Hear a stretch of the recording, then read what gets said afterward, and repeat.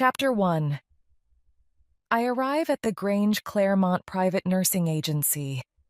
This is Angela speaking. Can I help you? Angela, it's Ann Harrison. Have you got the information about that new job? Oh, hello, Anne. Wait a minute. Yes, here it is. We need a private nurse for Mrs. Kitty Blakemore. Kitty Blakemore? The famous writer. Yes, said Angela. That's right. But listen, Anne, there isn't really much wrong with her. Her heart is a little weak, but she's not really ill. She's just a hypochondriac. Oh, I see. One of those. What's the address? The Grange, Kingsfield, Sussex, said Angela. She wants you to be there tomorrow morning. Good luck. Early next morning, I drove to Kingsfield, a pretty little village near the sea. The Grange was just outside the village, at the end of a private road. It was a large gray house. I rang the bell and waited. No one answered, so I rang it again. At last, the door opened and a young blonde girl appeared. She wore a dark blue dress and a white apron. She stood there and stared at me. Yes, she said. I'm Nurse Harrison, I said. The nursing agency sent me. Oh, yes. Come in. I followed her into the hall. A tall woman, about 40 years old, was coming down the stairs. Nurse Harrison? She asked. We shook hands. I'm Stella Vixen, the housekeeper. She was quite beautiful, but also a little strange and frightening. She was very controlled, and there was something mysterious about her eyes. I hope you'll be happy here, she said.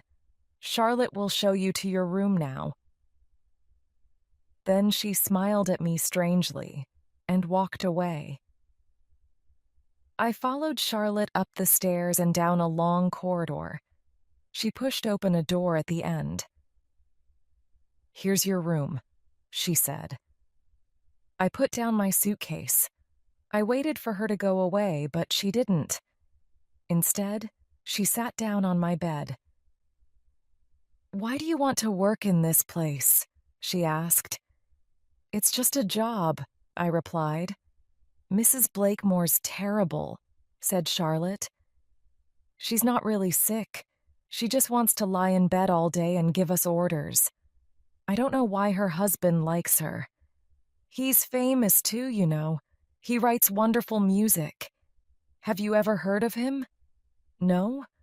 Well, he's lucky. He's away at the moment. He's working in Wales. Poor us. We have to stay here with her. Charlotte was talking, and I was brushing my hair and looking at her in the mirror. She took something out of her apron pocket and examined it. Suddenly, there was a knock at the door, and she jumped off the bed. She quickly put the thing back in her pocket. Stella Vixen came in. Are you still here, Charlotte?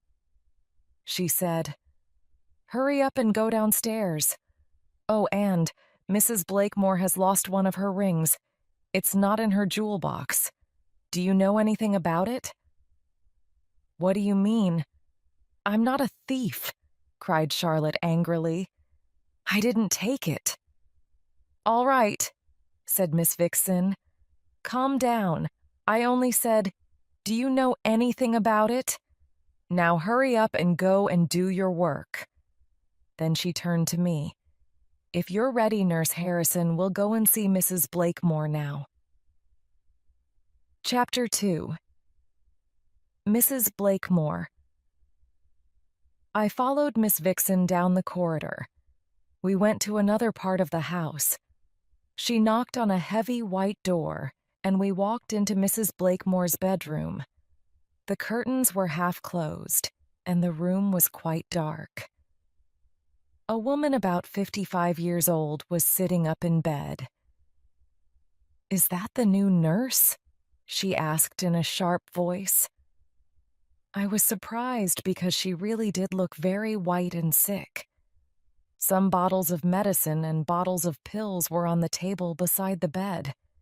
The bed itself was covered with books, letters, and half-eaten chocolates. Yes, this is Nurse Harrison, said the housekeeper. Good, said Mrs. Blakemore.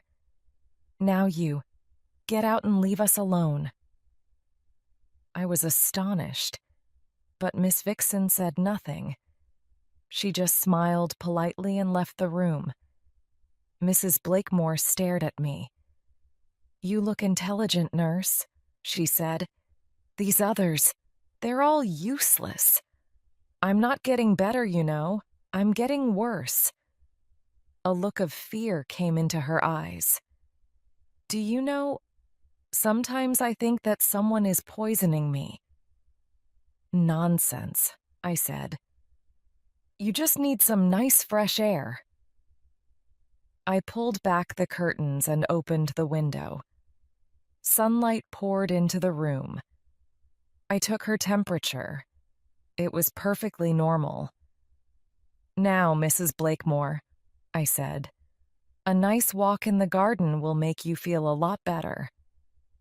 Oh, don't be silly, she said. I'm much too weak. At that moment, Miss Vixen opened the door and said, Dr. Spencer is here. A short, fat man with glasses came in. And how's my patient today? He asked. I've got a very nasty taste in my mouth, doctor, she complained. My legs hurt and I feel sick. Ah, he said, but you've got a nice new nurse. What a lucky woman you are. Listen, doctor, said Mrs. Blakemore. I'm not getting better. I was sick last night. Oh, dear, said Dr. Spencer. You've been eating too many chocolates. He smiled at her and then at me. I'm really sick, you fool, said Mrs. Blakemore angrily. My dear lady, said Dr. Spencer gently. Please don't worry. You worry too much. He looked at me. I'll just give her a little injection. It will calm her down. I nodded. She has some strange ideas, he said. She's a writer, you see. The injection worked. Soon she was lying there quietly. Then Dr. Spencer noticed the chocolates. Look, what did I say? More chocolates. Dear, dear. Yes, my nephew always brings me chocolates, said Mrs. Blakemore. Your nephew? My nephew, our vicar, the Reverend John Palmer, she explained in a tired voice. Oh, so he's your nephew, is he? That's interesting, said the doctor. I didn't know that. I've told you hundreds of times, said Mrs. Blakemore. Your memory isn't very good, is it? Or perhaps you just want to annoy me. He laughed a little nervously, and he left the room. Useless man, she said.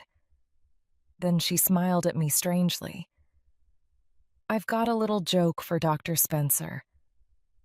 Have you? I said. Yes. I've told him that I'm going to leave him a lot of money in my will when I die. But it's not true. No, I'm not going to leave him anything. Mrs. Blakemore laughed weakly. He's a useless doctor. Why don't you get a new one? I asked. This isn't London, you know, she said. This is the country. There's only one other doctor near here, and he lives 10 miles away. He's useless, too. The world is full of useless people. She closed her eyes. Anyway, I'm leaving all my money to my nephew. But what about your husband? Edward? Her face looked almost kind for a moment. Edward doesn't want my money. He has plenty of his own. Even this house is his.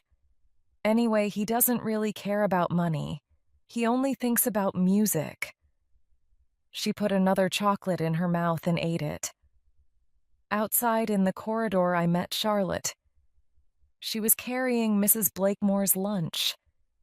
She took it into the bedroom, and then she showed me the way to the kitchen. Here we all ate in silence until Bernard, the cook, suddenly put down his knife and fork. "What do you think of her, then?" he asked me. "Mrs. Blakemore?" "Oh, she seems all right," I replied. "All right," he said. "She's rude, selfish, and mean. Do you know, she's got lots of money, loads of it. But she always makes us use the last little bit of everything. The last bit of milk, the last bit of bread." "Well, perhaps she doesn't like to waste anything," I said. There was silence again. "Mrs. Blakemore thinks that someone is poisoning her," I said. Bernard laughed. "Really?" he said. "I'm sure that we would all like to poison her if we could. I would do it if I could think of a good way." Miss Vixen's face went white. "Bernard, well, it's true, isn't it?" he said. "You don't like her either, do you?" Miss Vixen didn't answer. Bernard went to get the ice cream from the fridge. He walked with some difficulty. I saw that he had something wrong with his left leg. Suddenly, Charlotte said to me, "That's a nice ring you have. It's a diamond, isn't it?" "Yes," I said. At last the conversation had changed. "I'm getting married next year. My boyfriend's name's David, and he's a sailor. He's going to be away at sea for the next 6 months." "Oh, I'd like to get married too," Charlotte said. "I want to marry a rich man. Then I can have a big house like this and a maid." She laughed. "Who knows? Perhaps if Mrs. Blakemore dies, Mr. Blakemore will marry me. He's a bit old, but he's famous and he is rich." "If that's a joke, Charlotte, it's not very funny," said Miss Vixen. Bernard laughed again. "Yes, Charlotte, keep your mouth shut. Mr. Blakemore would never want to marry a silly little girl like you." Chapter 3.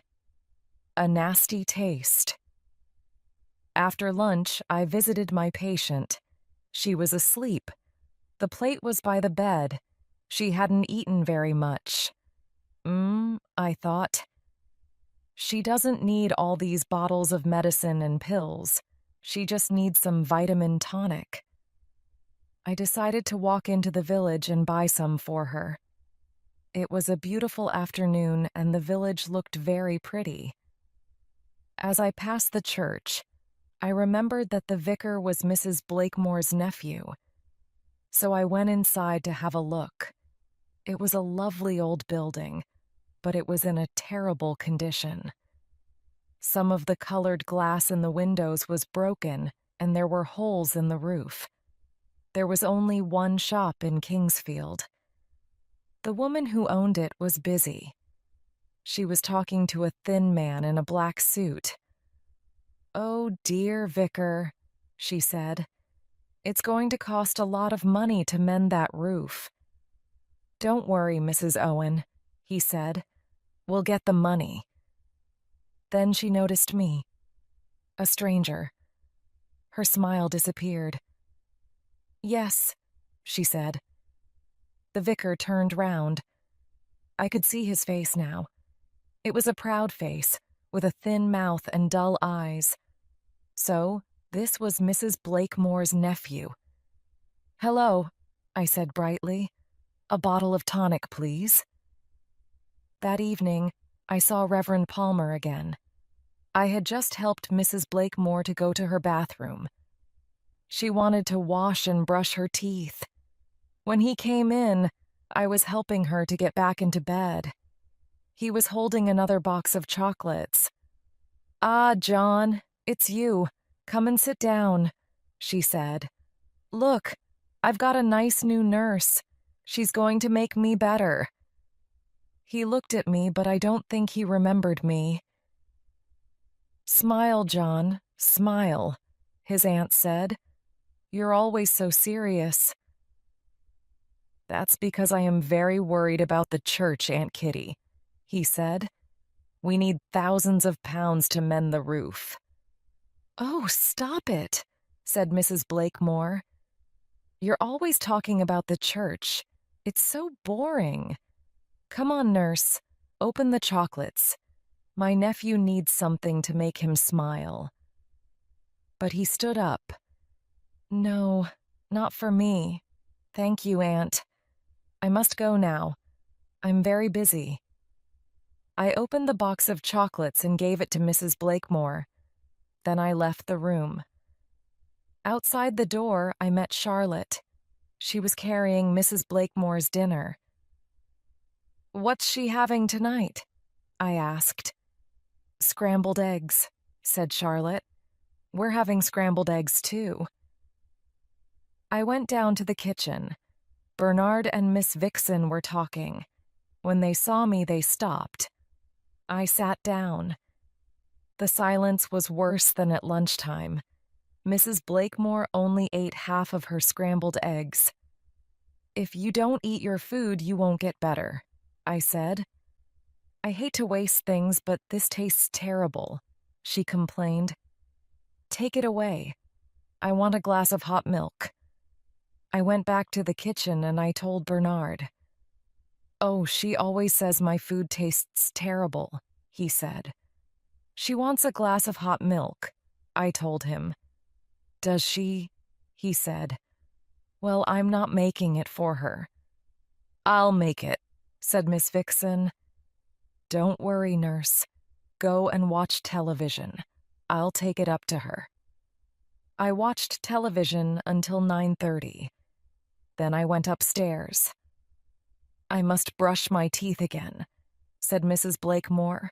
I've got a very nasty taste in my mouth. I helped her to get out of bed. You really are very weak, I said. Tomorrow you must eat all your food. Oh, don't talk to me about food. I stood beside her in the bathroom. I thought she might fall. The toothpaste was nearly finished, but she managed to get out every last bit. She brushed her teeth several times. I smiled.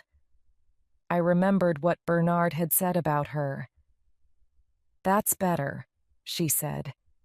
Get me some more toothpaste tomorrow, nurse. Here. She gave me the empty tube. This is the kind I like. They don't sell it in the village. You'll have to drive to Hastings. My husband usually gets it for me. I put the tube in my apron pocket. Then I put my arm around her because she was so weak. She couldn't breathe very well. Perhaps she wasn't a hypochondriac. Perhaps she really was ill. I felt a bit worried and I decided to telephone Dr. Spencer the next day. Chapter 4: A Suspicious Death. But the following morning there was an urgent knock on my door. It was Stella Vixen. Nurse! Nurse! She cried. Something terrible has happened. Mrs. Blakemore's dead. I stared at her. Dead? Yes, I must go, she said. I must go and telephone Mr. Blakemore at once. Oh, what am I going to say? Telephone Dr. Spencer, too, I said. Then I ran down the corridor. Mrs. Blakemore was lying with her eyes open. The light beside her bed was still on and the curtains were closed. The empty milk glass was on the floor. I lifted her arm, but it was already cold. A strange, sweet smell came from her mouth. Charlotte appeared with the breakfast. Take that away, I said. I'm going to call the police. The police, she whispered. Why? I think that Mrs. Blakemore has been murdered. I phoned the police, and a moment later, Dr. Spencer arrived. Oh dear, he said. I can't understand it. Her heart was a little weak, but it was nothing serious. I just can't understand it. I didn't think that she would die. No, doctor, neither did I said coldly. But perhaps her heart wasn't the problem. Can you smell that strange smell? Perhaps she's been poisoned. Poisoned? His hands shook. You're not serious. Yes, I am, I said. She thought that she was being poisoned. But I didn't believe her. She said that her legs hurt and that she felt sick. I didn't do anything. But now I remember. Poison can make people feel like that. Dr. Spencer looked at Mrs. Blakemore, then at me. Then he looked at the door. Did he want to escape? At last, he said quietly, perhaps we should telephone the police. Don't worry, I said. I've already done that. When the police arrived, Miss Vixen brought them in. The inspector was wearing a dark suit. The policewoman was in uniform. Inspector Braddock and Police Constable Hemmings, she announced. Ah, the police! Good, said Dr. Spencer nervously. He was still looking at the door. Has anyone touched anything or moved anything from the rue? Asked Inspector Braddock. No, said Miss Vixen. Then he turned and looked at me. Are you the nurse who telephoned us? Yes, I said. I'm from the nursing agency. I only arrived here yesterday. Mrs. Blakemore thought that someone was poisoning her, but I didn't believe her. You see, the agency told me that she was a hypochondriac. Everyone said that she wasn't really ill. The policewoman picked up the empty chocolate box. Who gave her these chocolates? Her nephew, said Dr. Spencer. But you needn't worry. He's our vicar. Anyone can be a murderer, said the inspector calmly. We'll take that away, Constable. We'll take those bottles of medicine and that bottle of tonic, too. There's an empty glass on the floor here, sir, P.C. Hemmings said. Okay, said the inspector. Pick it up. The policewoman put the things into a large plastic bag. What did Mrs. Blakemore eat last night? The inspector asked. Scrambled eggs, I said. But she only ate about half. Bernard threw the last bit away. Who's Bernard? The cook. I see, said the inspector. Who else works here? Only Charlotte, said Miss Vixen. The maid. Inspector Braddock looked out of the window. Perhaps Mrs. Blakemore was poisoned, he said. We don't know yet. We must wait for the results of the autopsy. Ah, there's the ambulance. They've come to take the body away. Now then, is there a Mr. Blakemore? Yes, said Miss Vixen. He's been working in Wales for a few weeks. I've just called him. He'll be here this evening. Then we'll come back later, said the inspector. But first, I'd like to speak to Bernard and Charlotte. Where's the kitchen? I went to my room and stayed there all day. I felt terrible. I blamed myself. But I blamed Dr. Spencer and the nursing agency, too. Why had none of us done anything to help her? She had been sick. She had been really sick. And now she was dead. Chapter 5. Who is the murderer? At about 6 o'clock, I went downstairs. Mr. Blakemore had just arrived. Charlotte was taking his suitcase. He was a good-looking man of about 50 with white hair. His face was tired and worried. "Come into my study," he said to Miss Vixen, "and tell me all about it." I went to the kitchen because I wanted a sandwich. Bernard was pouring away a bottle of milk. "Bernard," I said, "what are you doing? The inspector doesn't want us to throw anything away." He turned round. "Are you suggesting that I poisoned her? What about you? It's strange, isn't it? You arrive here and the next day Mrs. Blakemore is murdered." "Don't be silly," I said. "I don't have a motive." Suddenly, Stella Vixen rushed in. "Nurse Harrison, quick! Can you come and see Mr. Blakemore?" When I reached his study, he was walking up and down. "Sit down, Mr. Blakemore," I said. "Here, let me pour a drink for you." "I want to be with her." He was crying quietly. "Why can't I be with her?" "I'm sorry," I said. "They took your wife's body away."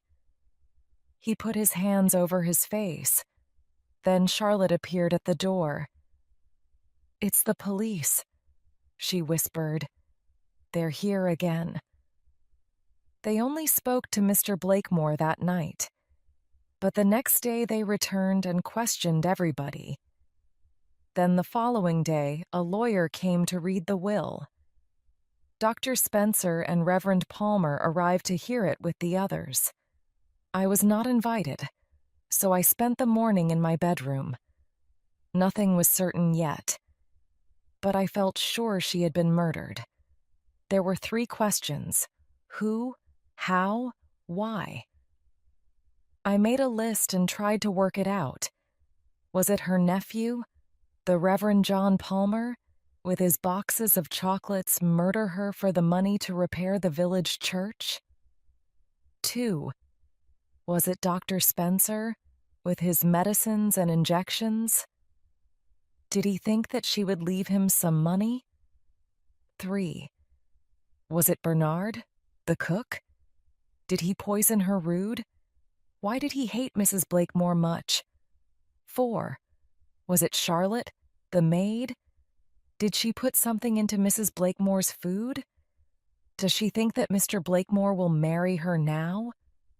5. Was it Stella Vixen, the housekeeper? Did she poison dye hot milk? Why does she seem so strange? Chapter 6. They all have a secret.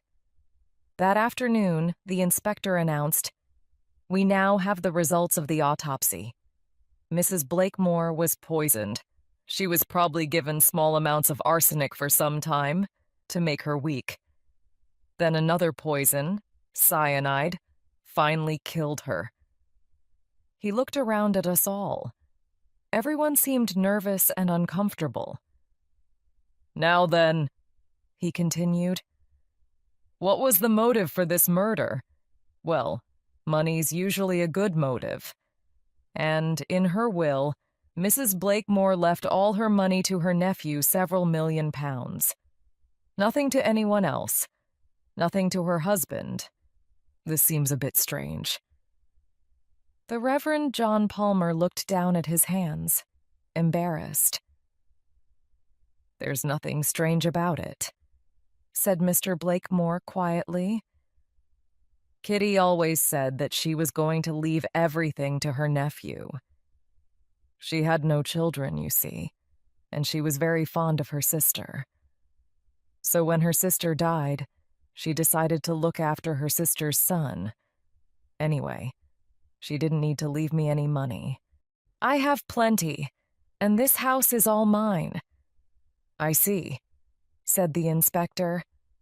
"Well, Vicar, now you've got plenty of money too, haven't you? You can mend that church roof now, can't you?" The Reverend Palmer's face went red, but he said nothing. The inspector continued, "P.C. Hemmings, Please read those lines about Dr. Spencer in the will. The policewoman stood up and read from the will. Dr. Spencer is expecting a reward, but it was only a little joke. I am sure that he will understand. So, doctor, said the inspector, Mrs. Blakemore said that she would leave you some money, did she? Well, yes. The doctor was cleaning his glasses nervously. A little reward, a little thank you for my help. Oh, how terrible, cried Charlotte. What a cruel joke. If you expected some money, said the inspector, then perhaps you too had a motive for murder, doctor. Oh, really? Dr. Spencer stood up. I won't listen to any more of this. I'm a doctor, not a murderer. We shall see, said the inspector. Sit down again, please, sir. Now, Mrs. Blakemore was not an easy person to live with. Am I right? She was often very rude and unkind. Is this correct? Well, said Mr. Blakemore, she could be difficult sometimes. She was an intelligent woman, and she didn't like fools.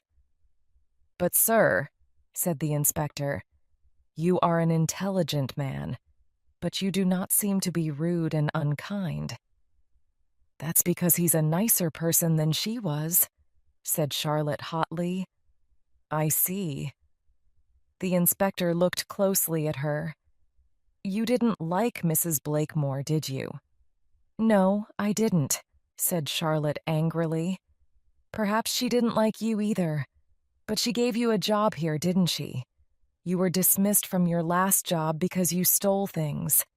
You left without any references, and yet Mrs. Blakemore accepted you here. How do you know all that? Cried Charlotte. We've been asking a lot of questions, said the inspector. Then he turned to Bernard. Tell us something about yourself, Bernard. What do you want to know? How long have you known Mrs. Blakemore? I've worked here for 4 years, he answered. Ah, yes, but you first met her a long time ago, said the inspector. I've been talking to your mother. She said she used to be Mrs. Blakemore's maid, years ago, in London. Bernard said nothing. He touched his bad leg and looked unhappy. You remember, don't you, Bernard? You were the maid's child, a poor little boy with a damaged leg. Your mother worked for the rich lady in the big house. Stella Vixen was looking at Bernard. She seemed sorry for him. The inspector continued. You needed an operation on your leg, didn't you? But it was too expensive, and Mrs. Blakemore wouldn't help you, would she? Bernard suddenly spoke. She was so mean, he cried angrily. My mother asked her for some money, but she refused. Then she dismissed my mother, for no reason. Yes, I know, said the inspector calmly. Then years later, you came to work for Mrs. Blakemore yourself. You wanted to kill her, didn't you? Bernard laughed. I certainly hated her, he said. But at first, I didn't know that it was the same woman. Believe me, Inspector, I was surprised to see her again. I stayed because I like the country. There are other reasons, too. He looked over at Charlotte with a smile, but she looked away from him angrily. I'm sorry, Inspector, but I didn't kill Mrs. Blakemore. It wasn't me. We shall see, said Inspector Braddock. Now, I have a little problem. We have examined the things from Mrs. Blakemore's bedroom, but we can't find any evidence of poison. It's very strange. She was certainly poisoned. We found arsenic and cyanide in her stomach. But how did they get there? Perhaps something was thrown away before we arrived. I remembered that Bernard had thrown away some milk. Was he guilty? I even began to feel guilty myself. Inspector Braddock wrote some notes on a piece of paper. I looked around at everyone. The Reverend Palmer sat very straight in his seat, his lips tightly closed. Bernard looked angry.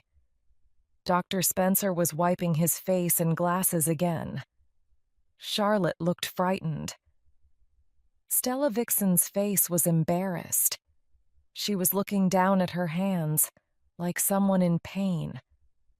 I looked quickly across the room and noticed something. For a second, only a second or two, Mr. Blakemore lifted his head and looked at her. There was something mysterious in his eyes. "Okay, that's all for today," said Inspector Braddock. "We'll come back tomorrow." I was worried, but I didn't know why. I had forgotten something. But what? Stella Vixen was very quiet during dinner. Why had Mr. Blakemore looked at her in that strange way? Chapter 7. Two Unhappy Women. Later, at about 10 o'clock, I left my bedroom and went down the corridor to the bathroom. On my way back, I heard something. Someone was crying. The noise came from Miss Vixen's room, so I knocked on her door. "It's me, Nurse Harrison," I said. "Is anything wrong?" The handle turned and the door opened a little. "Can I come in?" I said. She looked terribly unhappy, and her eyes were red. "What's the matter?" I asked. "I can't tell you," she whispered. "Sit down here on the bed," I suggested. "You're normally so calm and controlled. What is it?" She looked at me for a moment. Then she hid her face in her hands. "I didn't want her to die," she whispered. "She wasn't always a very nice woman. But murder! That's terrible." I put my arm around her. Yes, Stella Vixen was different from the others. She was the only one with a kind heart. She had never said anything nasty about Mrs. Blakemore. Someone in the house might be the murderer. But it wasn't Stella Vixen, I felt sure. "Please," she said. "You must go now." "But will you be all right?" I was worried. She seemed so frightened. "Yes, go," she said. "I'm sorry, it's my problem." "Well, try to get some sleep," I said. "I'll see you in the morning." "Yes. Thank you, nurse. Good night." I was worried about her. Perhaps Charlotte could help. I went along the corridor to her room and knocked. "Charlotte, can I come in?" There was no reply. So I knocked again. At last, she opened the door. "What is it?" she said sleepily. "I need to talk to you." "I'm half asleep," she complained. But she let me in. She got back into bed. I sat down beside her. "I've just seen Miss Vixen. She's been crying, and she seems very frightened. Do you know why?" "No, it's not my business. She can do what she likes. I don't care." "You don't like her, do you?" "Why?" She did not reply. Instead, she looked bored. She began to play with something on one of her fingers. It was a diamond ring. "That's pretty," I said. "Where did you get it from?" "It's mine," she said quickly. Then she hid the ring with her other hand. "Someone gave it to me." "Is it one of Mrs. Blakemore's rings?" Her face went red. "I didn't take it. He gave it to me." "Who gave it to you?" She would not answer. "Listen, Charlotte," I said. I tried to be gentle. Did Mr. Blakemore give you that ring? She started to cry quietly, angrily. Then suddenly she said, I saw them. He tried to kiss her. Who? I went into the study with some wood for the fire. It was in February. I saw them. Charlotte's eyes became darker. Why did he want her? She said to herself. She sounded jealous. What? Who did you see? Mr. Blakemore, of course. I tried to understand. Charlotte, you went into the study, and you saw Mr. Blakemore, and he was trying to kiss his wife? Is that right? No, silly, she cried. Miss Vixen. I stared at her in astonishment. She started to cry. Later, he gave me this little ring. He said, Be a good girl. It can be our little secret, can't it? I was so shocked that I couldn't say anything. I remembered the strange look that Mr. Blakemore had given Miss Vixen, and the look of embarrassment on her face. I don't know why he wanted her, said Charlotte. He wanted her to marry him. But she told him not to be silly. He was already married. She looked at me sadly and dried her blue eyes. Then I remembered something. Mr. Blakemore had cried, I want to be with her. Why can't I be with her? Now I understood. He hadn't been talking about his wife that night. He had been talking about Stella Vixen. You've been a bit silly yourself, Charlotte, I said. Mr. Blakemore is much too old for you. One day you'll meet the right man, I'm sure. Now go to sleep. You can tell all this to the police tomorrow morning. The police, she whispered. Why? It may help them. Will I have to give back the ring? I don't know, Charlotte. Anyway, there are more important things than your ring. I left her. Outside, I began to shake with fear. Did Mr. Blakemore murder his wife? No, it was impossible. He hadn't been in the house, and yet, perhaps there was something I had forgotten. What was it? Chapter 8: A Perfect Murder. Suddenly, I heard footsteps. I hid myself in the shadows against the wall. I saw the shape of a man at the end of the corridor. He started to come towards me. At Stella Vixen's door, he stopped and knocked quietly. She didn't answer, so he knocked again, louder. He began to walk away. Then he came back. Stell, he called, in a low voice. It's me, Edward. I must speak to you. You can't refuse me. Not now.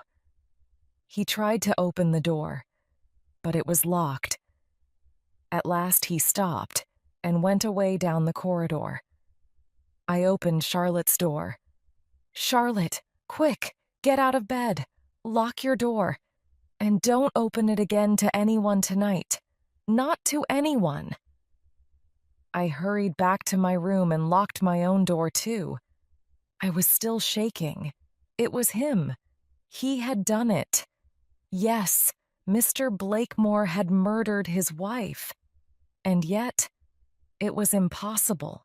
He had been away in Wales, so he couldn't have done it. Or could he? I got into bed and lay down. Perhaps he had put the poison into something before he went away. There was something I had forgotten about. What was it? I closed my eyes, but I couldn't go to sleep. My head was full of pictures and voices. I saw Mr. Blakemore's face, and he said, I'm all alone, Stella. You can't refuse me now.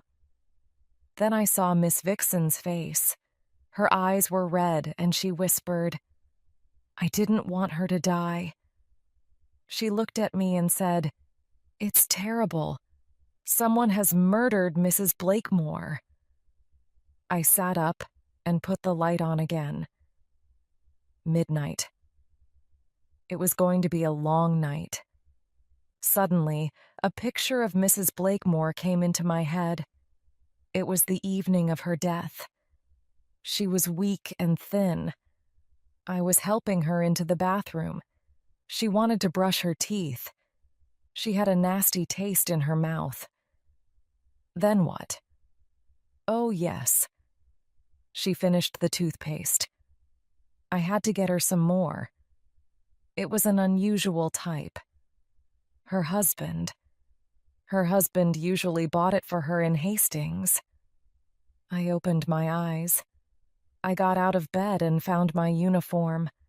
I put my hand into the apron pocket. Then I touched something hard and cold. It was the empty toothpaste tube. Of course. So, it had nearly been the perfect murder. Mr. Blakemore had made sure that he was away, far away in Wales, so no one would ever suspect him. He had put the poison into the toothpaste. No one would ever think of that. His wife would use it every day until it was finished. And the empty tube? It would be thrown away. So there would never be any evidence. It was a large tube. Enough for several weeks. I turned the top and took it off. Yes. I could smell that strange, sweet smell again.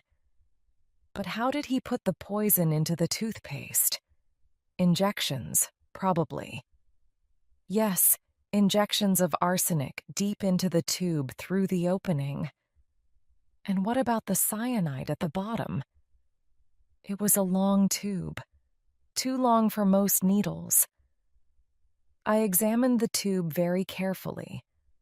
I was looking for marks on the outside. Yes, there were 2 very small holes in the metal, near the end. I put the tube back in my apron pocket. It was safe there. Now I had to wait for the morning. And the police. I washed my hands carefully and climbed back into bed. I tried to go to sleep. But that was impossible. Every time I closed my eyes, I could see Mrs. Blakemore in her bathroom. She was trying to get out every last bit of the toothpaste. And I could hear Bernard's voice. Do you know she's so mean that she always uses up the last little bit of everything?